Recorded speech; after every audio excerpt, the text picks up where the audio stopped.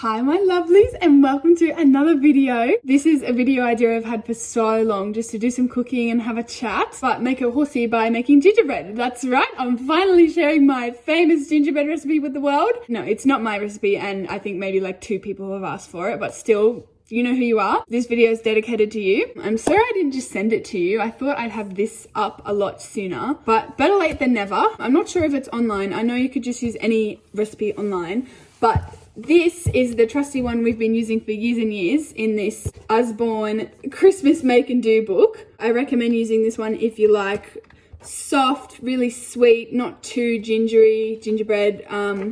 It's just the best. Every time I open it, I can feel like the flowers still on it from whenever I last used it. And you can see we've been like making little annotations. What I'll do is I'll just take a photo and I'll put it up here. But yeah, I just thought it might be fun if I make it and talk non-stop at you. For a bit more context, I often make gingerbread for events or competitions because it keeps quite well. It's delicious, and I think that ginger is like really good for your nerves or something, because I don't know, it's just really like easy to eat. You know how like at comps it can be hard to eat sometimes. Having a good reliable piece of gingerbread to nibble on, game changer.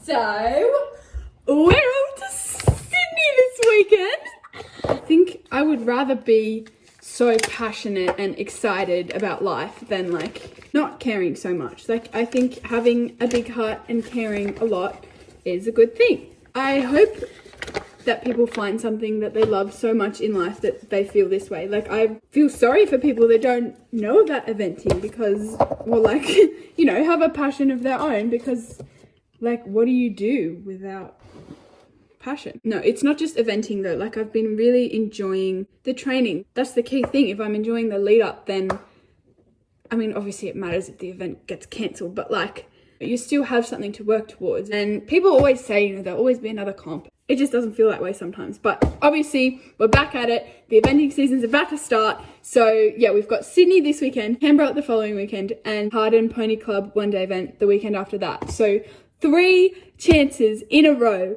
to like have a good event. No, 3 weekends of having fun with my beautiful pony and family and friends. I'm just so excited. Always going to have fun. That's the goal. But like, it's 3 chances to improve. It's like some consistency, finally. I know it's a lot. It's going to be huge, and I don't think I'm overdoing it because he's really, really fit, and the Harden one's only 80, so we'll just like cruise around. Hopefully. Oh my god, that sounds really cocky, but like, I just mean Harden won't be as intense. And obviously if I was at 4-star, it'd be a very different story if I was doing 3 4-stars in a row, but 80, 95, like, it's gonna be okay. And he's literally fit as a fiddle. We did a gallop ride this morning and he didn't break a sweat. Anyway, I want to talk about my goals for Sydney. We want to focus on Sydney. This is the Sydney gingerbread. I love having a plan, having a dream, you know, like knowing what your next steps are. I live by my diary, my little paper diary. I think I would just cease to exist without it.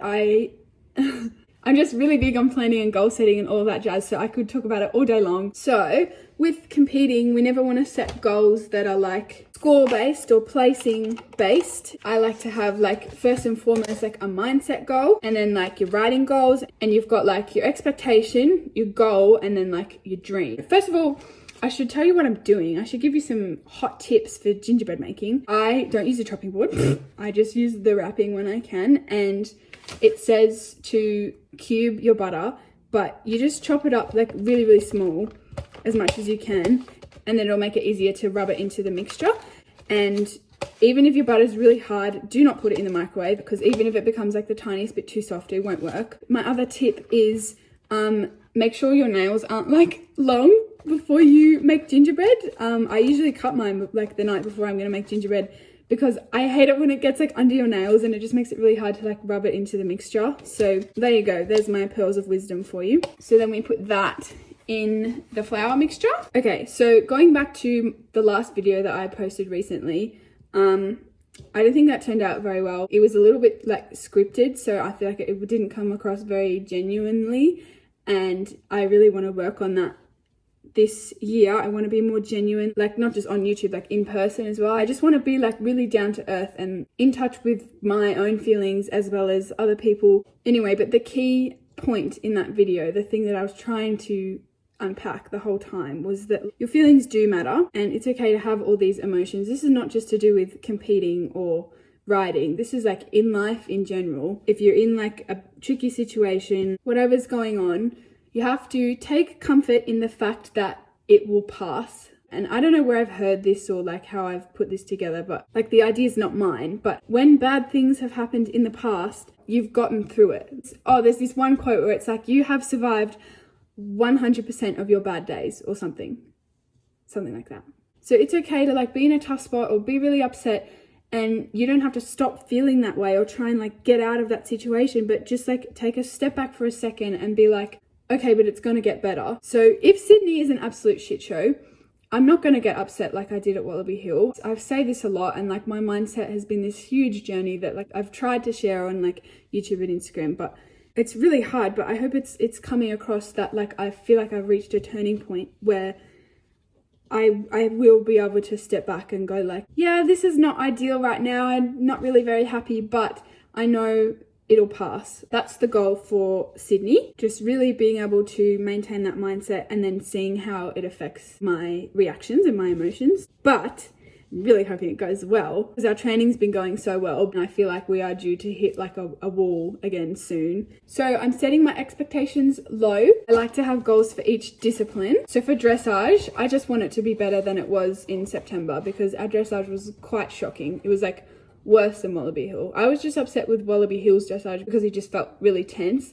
But Sydney dressage was just like bad. It was just, I honestly think there was something not quite right in his body because he just isn't normally like that, and it was really hard to ride through it. You can put the golden syrup in the microwave for a little bit because obviously it's very hard to pour out. And you cannot substitute the golden syrup with anything, with honey, with, I don't know, maple syrup or like an off-brand golden syrup. It's got to be, I don't even know what brand that is. It's got to be the good stuff though. I just bumped the camera. I'm really sorry if that disturbed the flow. Ooh, I microwaved her for a bit too long. I can't pour it into the egg because then it'll cook the egg. I learnt that one the hard way. Yes, Sydney dressage expectation is just anything that's better than last time. The goal is to have a more consistent connection and ride a really, really accurate test. Just be on my markers because that's our job as a rider, is just to be accurate, help the horse prepare for the transitions, and just give him the best direction that I can. Don't get tense. Don't be tense. Wallaby Hill dressage was my fault because I was so tense. So I just really need to remember that it doesn't matter, and if it all goes to shit, it doesn't matter because we'll have a good test at some point in the future. I guess the dream part of my little trifecta can be score based because I would really like to like crack like 70% in eventing dressage. We don't even have enough, so here's syrup bottle number 2. Show jumping. We had huge confidence knocks at Willinga and the Wallaby Hill, and then ACT Jump Club Christmas comp. I'd love to say we've sort of worked through that. So the expectation is that we don't have any stops because that's been the issue. Oh, and at Murray Bateman as well. We literally did a 75 centimetre round and he stopped.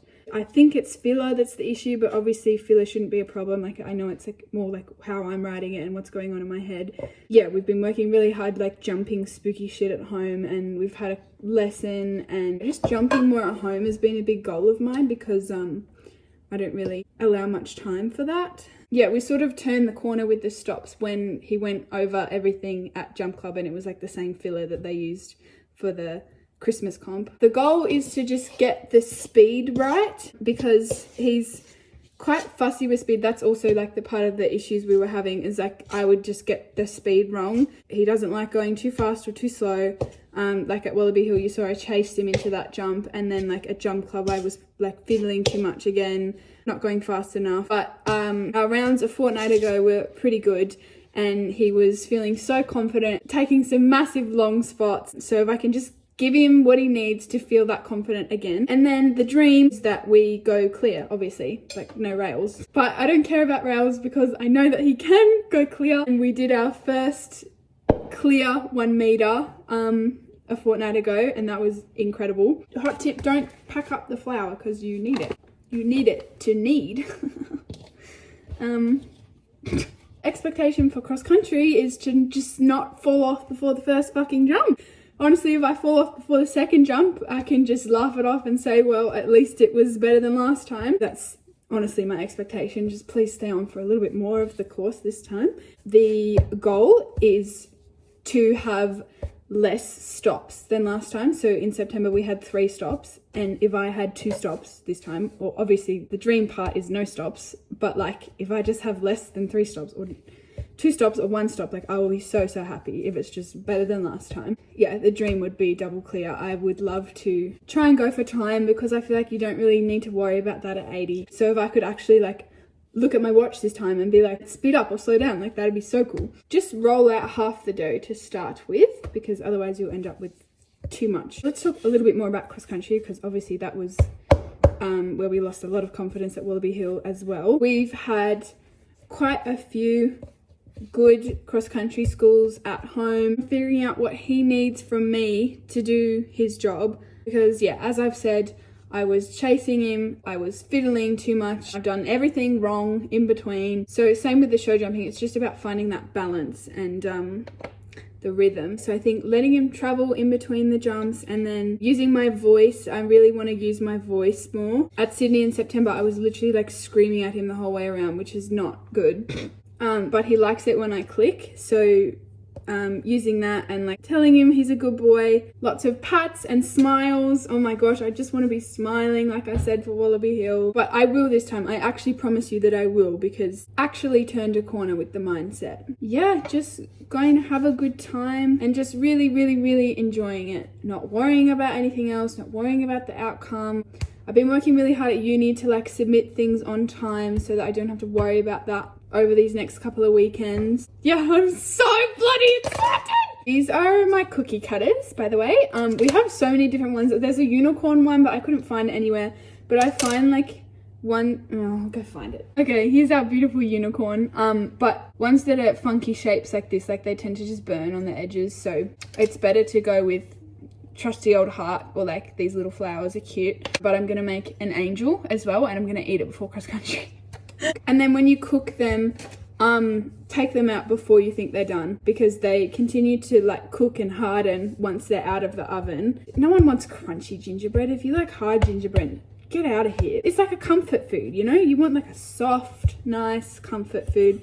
So yeah, don't make them too thin and don't cook them for too long. It says here 12 to 15 minutes. So I'd go like 11 and then take them out and see what you think. I think that's what I decided last time, because I don't put many on a tray either. So like literally 10 minutes. So easy to make. You don't need a mixer or anything. You just sort of do it all by hand. And then yeah, 10-minute cook time. Never mind guys, I'm clearly incompetent at making gingerbread because I forgot the sugar. My chef brother here has concocted a recipe for icing that has brown sugar in it. So thank you, Rowan. We're gonna ice them now. It looks so bad. No, so I'm thinking that we should put a lot of icing on it, because they need all the help they can get, these biscuits. Yeah, they taste pretty awful without sugar. It's kind of a key ingredient. Look at that. Look how thick that is. Yeah, that's good. This is our technique. Just add a random amount of sugar and hope for the best. No. Why are you mixing with a knife? What am I There was a spoon in there. What's the difference? Knife, spoon? They're all just utensils. What if we just like dip it in? No, that's too far. Oh. It's a mountain of icing. Right, with these two, we're going to have a competition. Final run with these two. It's like a nostril. That's its eye. Ow! Oh no. You alright? Yeah. I hate this. I've done that and it hurts. Don't. We're going to do a final competition to see who can do the neatest gingerbread. Fucking stop. How's that? Mine's way neater. No. Okay, I'm going. Goodbye. I hate you. I think that pretty much sums up the plan for Sydney. It is Tuesday today and we're leaving on Friday. Literally 2 rides and then we leave. I actually had a lot of fun filming this, so I'm thinking it could be like another little like series on my channel. Yeah, Finny feels incredible at the moment, so we'll probably just like touch up our flat work, maybe go for a trail ride, and then I'll see you on Friday. Oh my gosh. Okay, thank you so much for watching. I really hope you enjoyed this video. Let me know if you try making my gingerbread, and I'll see you soon. Bye for now.